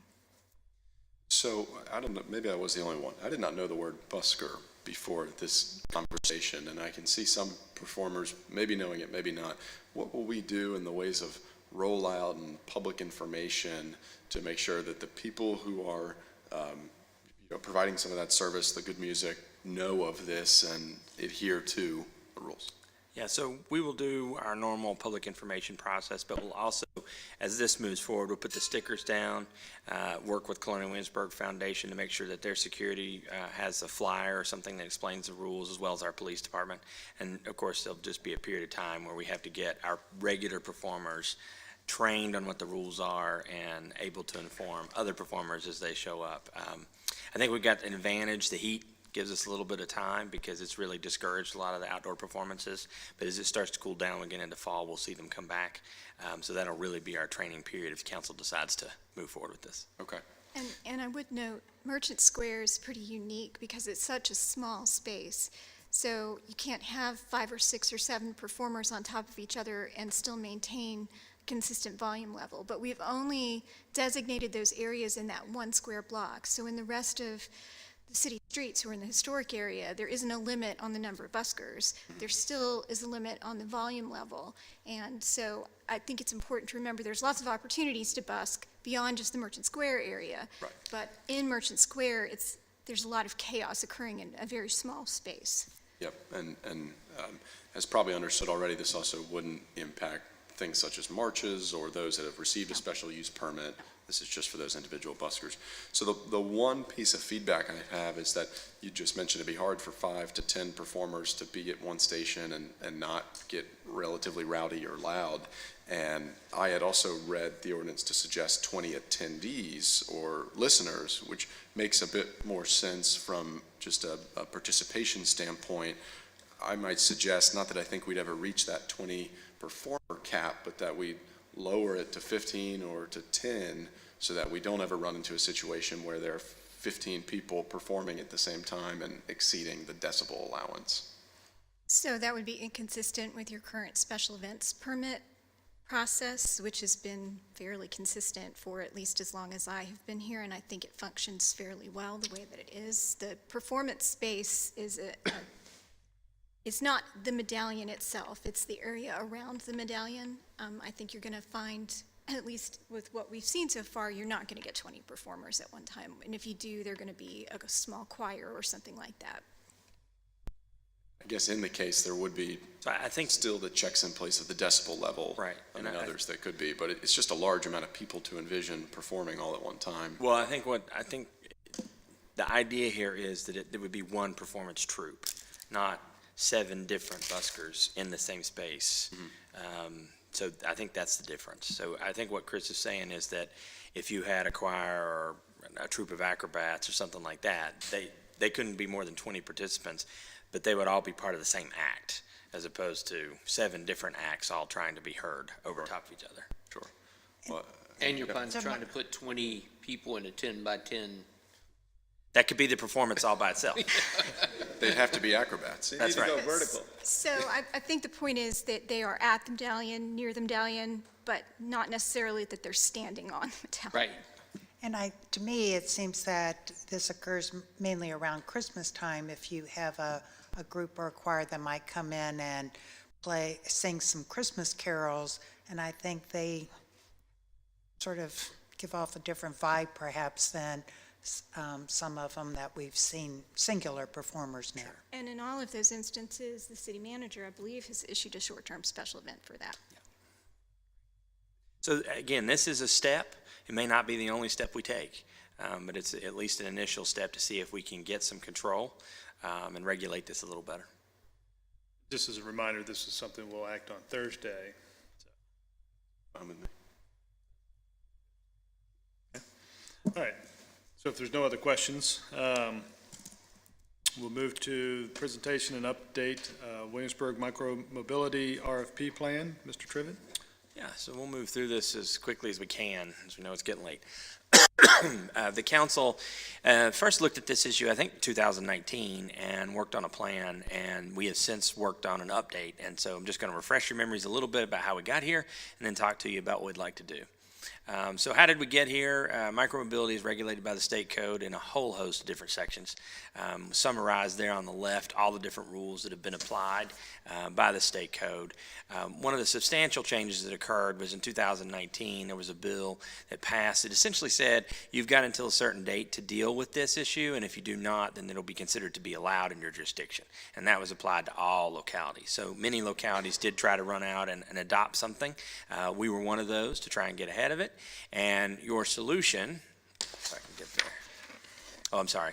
Before I get there, we did a fair amount of research to work on what our plan would be. We looked at other localities that had already developed a program to deal with micromobility, and we looked at what the issues were. So some of the major categories were safety, speed, who controls the data and who has access to it, where can they park, where is it allowed, and what's the liability associated with it. And then that sort of turned into what our recommendation would be. So in 2019, after hearing that, the council decided to proceed with a 1-vendor RFP pilot program for micromobility generally, which includes scooters and other forms of transportation. Now we're talking about doing a 30 e-bike program with 3 vendors, each vendor being allowed 10 bikes.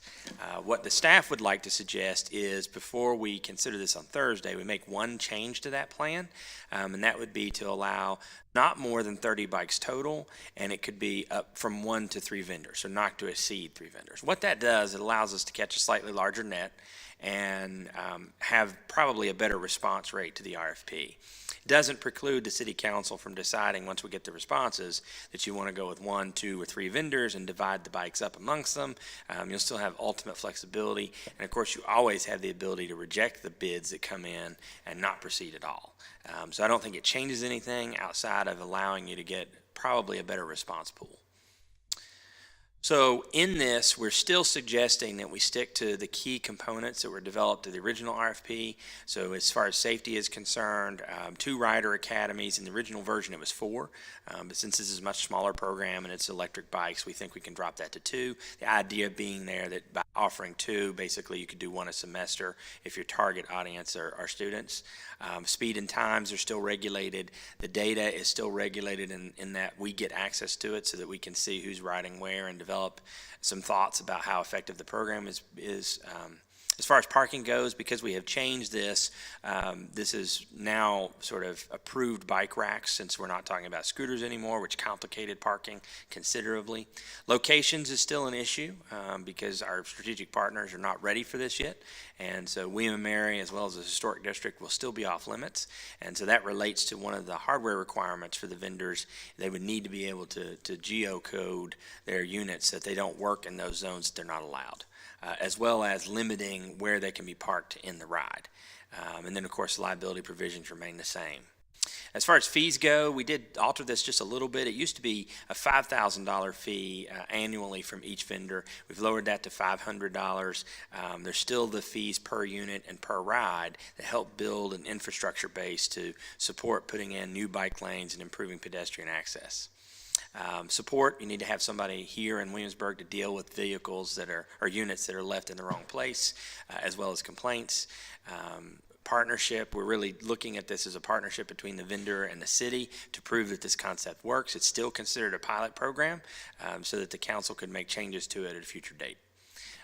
Affordability was important then. I think it's still important now that there be some type of affordability component. What can you do for folks in the lower income categories that might want to use this to get to and from a point of entry to the mass transit system? And then there's your numbers, 10 units per vendor, not to exceed 30 units in total. That's the number we'd like to change. And then duration is still looking at a 3-year program with termination provisions within 30 days for the vendor and the city. So as far as timeline goes, if the council likes these plans and wants us to move forward, we would be looking at issuing the RFP in September, 45 days to respond, which puts us into November considering the responses, which means we might be able to see units on the street in January under the pilot program provisions. And again, really what we're asking you to do today is give the direction that you want to move forward with this. And if you do you like the staff's suggested change of going from 3 vendors with 10 bikes each to a total of 30 bikes that could be anywhere from 1 to 3 vendors? Well, thank you, Drew. I think this is a natural progression from where we started with scooters.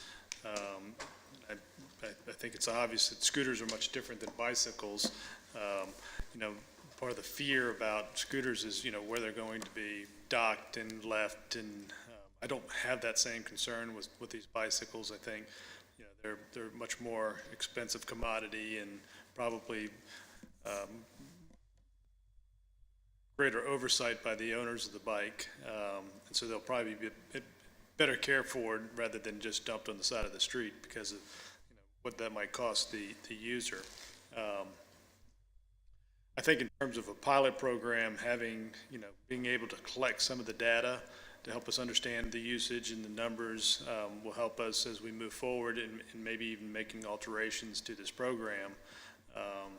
That may come from that data is good. So I don't have any questions. I look forward to seeing this on Thursday, Mr. Vice Mayor. Yeah, I agree with the mayor. I think this is the best step forward to put this pilot program in place and see what other adjustments we have to make if it's successful or not successful, and what areas we need to look at. But so I know you mentioned this, Mr. Trivette. So it's 1 to 3 vendors. So if we ended up with only 1 vendor, they could have 30 bikes. That would be your choice. That's the staff's recommendation, is to give that flexibility. Okay, that's all I have. A couple questions. So could you clarify that, especially as it relates to William and Mary, that this is only rental bikes? That's right. And renters. So it doesn't preclude, there's areas that people, if they own their own bike, can be going. That's right. That are not restricted here. And do you think maybe having a side-by-side communication in the future might be helpful?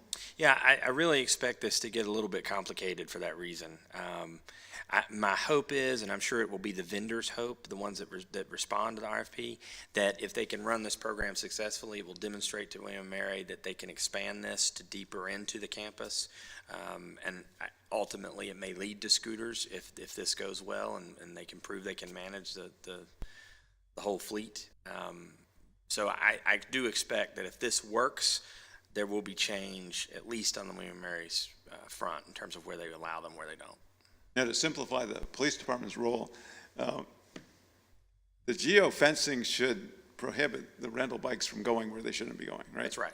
So we don't need our bike patrol to be pursued on that. Ideally not, that would be correct. Yeah, the geo fence is designed to shut the unit down if you go somewhere you're not supposed to go. But more importantly, probably in this instance, is not allowing you to terminate the ride unless it is parked appropriately. Oh, that's good, yeah. Yeah. Now, so what, does James City County have anything going regarding e-bikes? James City County, unless they have changed since my last review, they did not adopt regulations, so these companies are allowed to operate in James City County. Like the Wild West? That's right. Okay, thank you. And as a follow-up to that, I haven't seen any scooters in James City County or any kind of program, so I'm assuming that no vendors have taken that up to bring in e-mobility to Newtown or places like that. Not that I'm aware of. Yeah, I haven't seen any. So I have no questions. I think all the comments and questions have already been asked. I'm in agreement to move it forward on Thursday and to adopt the staff's recommendation, 1 to 3 vendors and up to 30 bikes in total. Yeah, and I am as well. I have no questions myself.